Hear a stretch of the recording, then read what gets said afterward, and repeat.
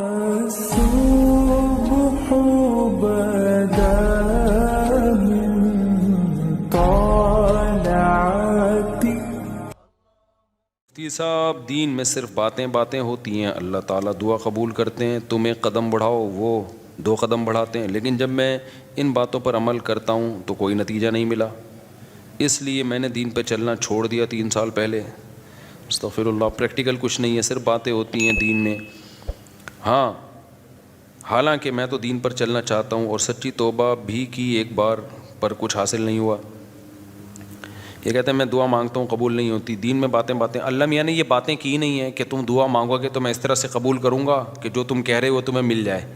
یہ باتیں اللہ نے کی ہوتی، پھر آپ کہتے ہیں اللہ میاں صرف باتیں کر رہے ہیں. اللہ میاں نے کہا میں دعا قبول کرتا ہوں، قبول کیسے کرتا ہوں یہ بھی تو اللہ میاں نے کہا نا.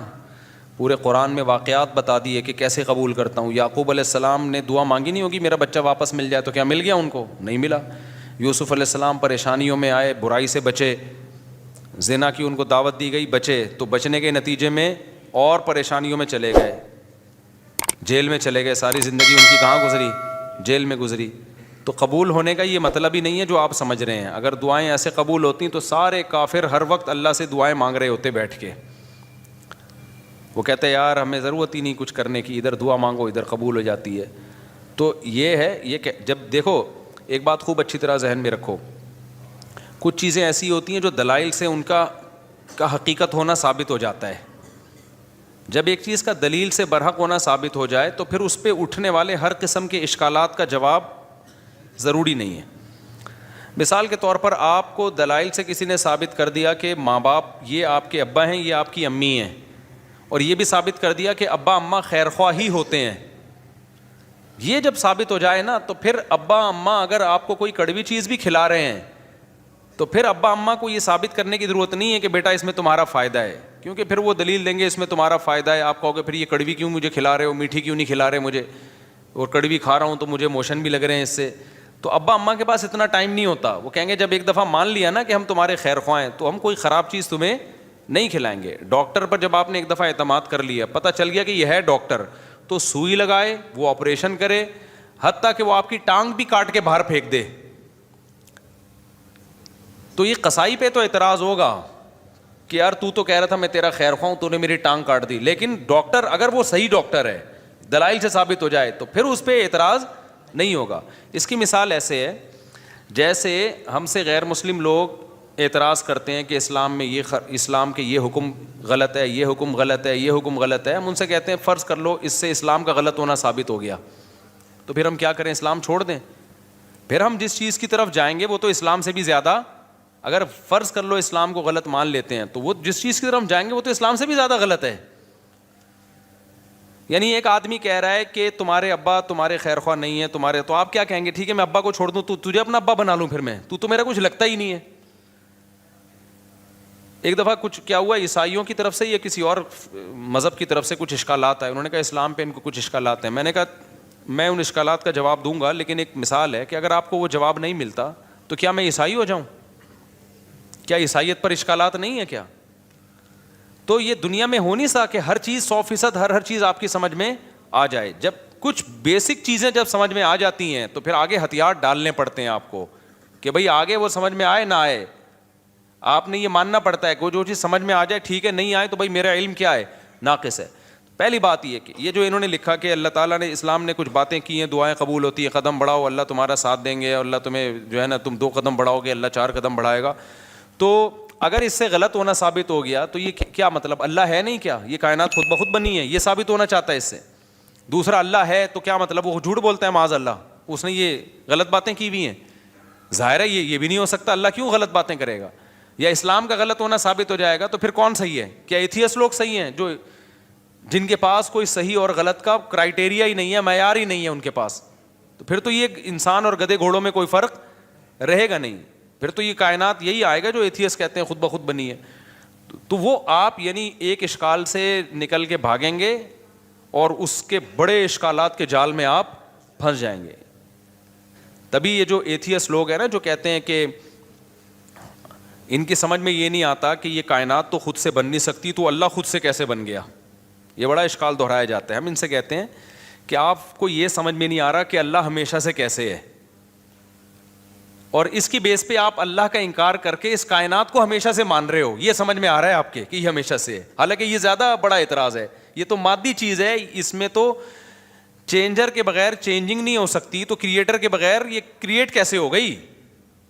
تو جب بھی کوئی اسلام پہ اعتراض کر رہا ہوتا ہے نا، ایک اعتراض کر کے وہ اس سے بڑے اعتراض کے جال میں پھنس رہا ہوتا ہے، تو آپ کو اپنی عقل کے گھوڑے وہاں روکنے پڑتے ہیں. آپ کہتے ہو یار کچھ چیزیں ایسی ہیں جو جہاں عقل ہماری رسائی کرتی ہے اور کچھ چیزیں ایسی ہیں وہاں ہمیں ہتھیار ڈالنے پڑتے ہیں.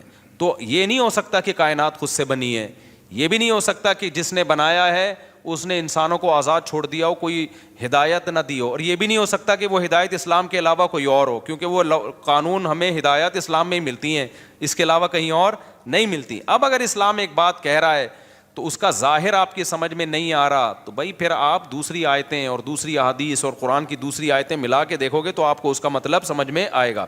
اللہ نے یہ باتیں کی ہی نہیں ہے, جو کہہ رہے ہیں نا اسلام تو باتیں کرتا ہے, عملی طور پر تو کچھ نظر نہیں آتا. یہ بہت سے لوگوں کو اشکال ہوتا ہے, کتنی زیادہ تر عاشقوں کے ساتھ ایسا ہوتا ہے. ایک عاشقہ تھی, ڈاکٹر پہ عاشق ہو گئی تھی, یہ 10 سال پرانی بات ہے, اب سمجھ میں نہیں آئے گا کس کی بات ہو رہی ہے. اس نے مجھے بتایا, میں اللہ سے دعائیں مانگ مانگ کے تھک گئی. وہ ہاؤس جاب میں اس کے ساتھ جاب کرتا تھا نا, وہ لڑکا بھی ڈاکٹر بنا تھا, یہ بھی ڈاکٹر بننی تھی. مجھے اس سے عشق ہو گیا, میں دعائیں مانگ مانگ کے تھک گئی, اللہ دے ہی نہیں رہا. تو کہاں ہیں وہ دعائیں, کہاں ہیں وہ سب چیزیں جو اللہ نے وعدے کی ہیں؟ تو کچھ بھی نہیں ہے, ایسی ہی باتیں ہیں. کچھ لوگ کیا کرتے ہیں, ہمارے محلے میں ایک صاحب بیمار ہو گئے تو ان کو کسی نے بتایا کہ یہ وظیفہ پڑھو, قرآن کی یہ آیتیں پڑھو, ٹھیک ہو جائیں گے تمہارے ابا. وہ سارا دن پڑھتے تھے, آیت کریمہ بھی پڑھی, وہ پھر ابا کا پھر بھی انتقال ہو گیا. اور انتقال بھی ایسے ہوا کہ ڈاکٹروں نے کہا تھا کہ احتیاطاً آپریشن کروا لیں آپ. ویسے وہ ٹھیک ٹھاک تھے, احتیاطاً آپریشن کے چکر میں گئے اور نکلے ہی نہیں آپریشن تھیٹر سے ہی, ان کی ڈیڈ باڈی ہے. اچھے بھلے ہنستے کھیلتے گئے تھے, وہ آپریشن ہی ناکام ہو گیا. تو انہوں نے کہا ہم نے تو اتنے وظیفے پڑھے. تو بھائی اللہ میاں نے اگر یہ کہا ہوتا نا کہ میں دعا اس طرح سے قبول کروں گا کہ جس کو ٹھیک ہونے کی دعا مانگو گے ٹھیک ہو جاؤ گا, تو پھر لوگ مرتے کیا؟ پھر تو انسان کی عمریں سب کی 90 سال لازمی عمر ہوتی, کیونکہ کون بوڑھا نہیں ہے جس کے لیے, کون بیمار نہیں ہے جس کے لیے پیچھے دعائیں نہیں مانگی جاتی. دعا کا مطلب ہمیں یہ بتایا گیا ہے کہ تم نے اپنا کیس فائل کر دیا اللہ کے دفتر میں, اپنی ذمہ داری تمہاری ہو گئی ہے پوری. بڑا آفیسر بیٹھا ہوتا ہے نا, تو آپ جاتے ہیں اس سے کوئی ریکویسٹ کرتے ہیں, کہتے ہیں بھائی یہ پروسیس ہے, اس کو فالو کرو, اور اپنی فائل یہاں ویزے کے لیے آپ نے اپلائی کر دیا نا, ٹھیک ہے, آپ کی ذمہ داری کیا ہو گئی, پوری ہوگی. آپ کو انٹرویو کے لیے بلایا جائے گا, ہم نے ویزا دینا ہوگا دیں گے, نہیں دینا ہوگا نہیں دیں گے. تو ہم نے اپنی ذمہ داری پوری کر لی ہے. باقی اللہ کا کام ہے, وہ اس طرح سے دعا قبول کرتا ہے یا اس طرح سے دعا قبول نہیں کرتا. لیکن اس نے کہا میں قبول کرتا ہوں, کیا مطلب؟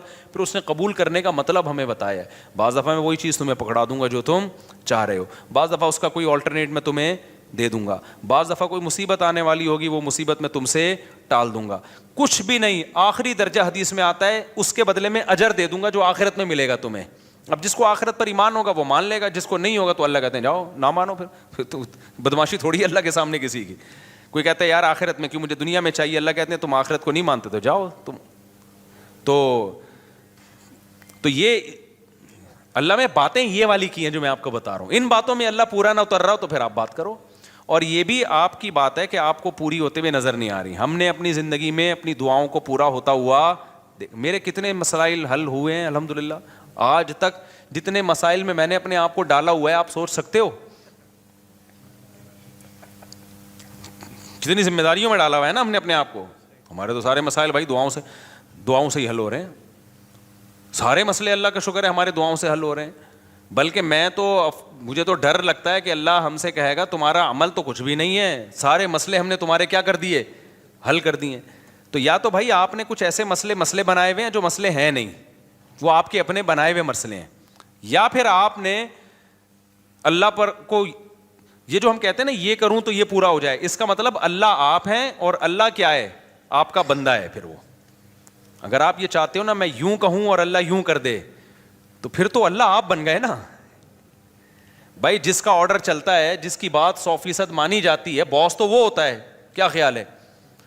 تو پیغمبروں کی سیرت قرآن نے جو اتنی لمبی لمبی سیرت بیان کی، موسیٰ علیہ السلام کے بارے میں بتایا کہ بنی اسرائیل کو وعدے کرتے رہے کہ اللہ تمہیں غلبہ دے گا، اللہ تمہیں، بنی اسرائیل نے ایک دن تنگ آ کے کیا کہا ہے، اوذینا من قبل ان تأتینا ومن بعد ما جئتنا، اے موسیٰ تیرے آنے کا کوئی فائدہ نہیں ہوا، آنے سے پہلے بھی ٹینشن تھی، آنے کے بعد بھی ٹینشن۔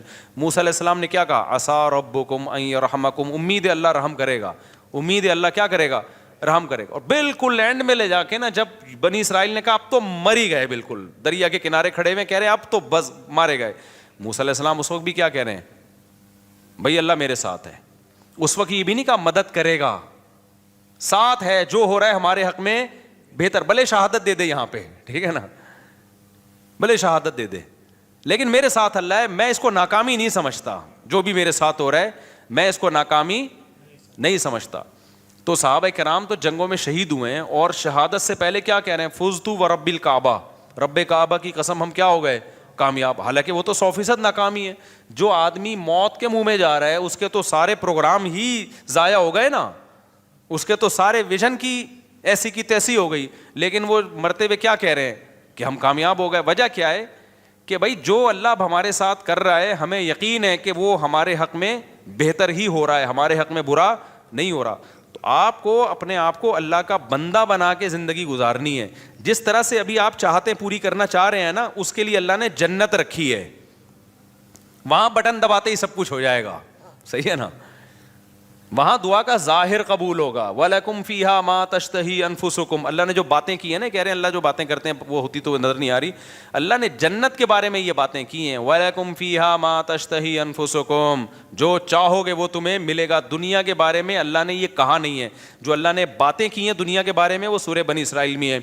اللہ تعالیٰ فرماتے ہیں کہ من کان یرید العاجلۃ عجلنا لہ فیہا ما نشاء لمن نرید، یہ اللہ کے الفاظ ہیں سورہ بنی، یہ باتیں کی اللہ نے کہ جو دنیا میں نعمتیں چاہتا ہے نا، مجھے یہاں میری شادی ہو جائے، یہ والی جاب مجھے مل جائے، یہ کام میرا ہو جائے، یہ فلانا کام میرا ہو جائے، یہ ساری جو چاہتے ہیں یہ دنیا کی چاہتے ہیں نا، اللہ کہتے ہیں کہ جو شخص من کان یرید العاجلۃ، جو دنیا کی زندگی چاہتا ہے، عجلنا لہ فیہا ما نشاء، تو ہم اس کو اتنا دیں گے جتنا ہم چاہیں گے، اس کے مطالبے پر نہیں دیں گے ہم اس کو کہ جتنا یہ مانگ رہا ہے یا جتنا یہ اسٹرگل کر رہا ہے، نہ، بہت سو کی اسٹرگل کی ایسی کی تیسی ہو جائے گی۔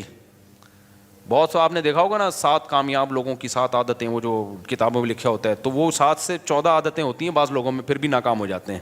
انہوں نے صرف کامیاب لوگوں کی کتابوں میں لکھا ہوا ہوتا ہے کہ جو دنیا کے بڑے بڑے کامیاب لوگ ہیں ان میں یہ خصلتیں پائی جاتی تھیں، آپ نے کیا کیا، وہ خصلتیں اپنے اندر پیدا کر لیں، پھر بھی ناکام ہی ہو گئے آپ۔ تو اس پہ بھی کتابیں آنی چاہیے کہ 7 کامیاب لوگوں کی علامتیں جو 25 ناکام لوگوں میں پائی گئی ہیں۔ تو اللہ میاں نے جو باتیں کی ہیں، جو یہ کہہ رہے ہیں اللہ میاں صرف باتیں ہی کرتے ہیں، پورے تو ہو نہیں رہے، تو اللہ میاں نے جو باتیں کی ہیں دنیا کے بارے میں، جو اللہ میاں نے باتیں کی ہیں، من کان یرید العاجلۃ، اللہ کہتے ہیں جو دنیا کی نعمتیں چاہے گا، عجلنا لہ فیہا ما نشاء، ہم اس کو دنیا میں دے دیں گے جتنا ہم چاہیں گے، جتنا یہ مانگ رہا ہے، جتنا یہ چاہ رہا ہے۔ اگر ایسا ہوتا تو زرداری 5 سال کے لیے صدر بنتا، پھر اگلے 5 سال کے لیے پھر دوبارہ زرداری صاحب نے بن جانا تھا، اگلے سال کے لیے بھی سارے ہی بن رہے ہوتے صدر، اور سسٹم نہ چلتا جو ابھی ہماری کنٹری میں کیا چل رہا ہے، سسٹم چل رہا ہے۔ دوسرا اللہ فرماتے ہیں لمن نریدو، فرمائے یہ تھوڑا بھی اس کو ملے گا جس کو ہم چاہیں گے، جتنا ہم چاہیں گے، جس کو ہم چاہیں گے، یہ ہے یہاں پہ دنیا کی بات۔ آخرت کی اللہ فرماتے ہیں ومن اراد الآخرۃ وسعى لها سعيها وهو مؤمن فاولئك كان سعيهم مشکورا، جو آخرت چاہے گا اور اس کی قواعد پورے کرے گا، ان کو ان کی محنت سے یقینی بھی ملے گا اور زیادہ بھی ملے گا۔ اب ان کا اگلا سوال دین کے بارے میں کہ میں تو توبہ کرتا ہوں تو توبہ پہ بھی قائم نہیں رہتا، تو اللہ تو وہاں بھی مدد، بھائی یہ کہہ رہے ہیں میں گناہ سے توبہ کرتا ہوں پھر توبہ ٹوٹ جاتی ہے، تو اللہ تو مدد کرے نا، میں جب توبہ کروں تو قائم رکھنے کی توفیق دے مجھے۔ پھر یہ بہت سے لوگوں کے ساتھ ہوتا ہے یہ،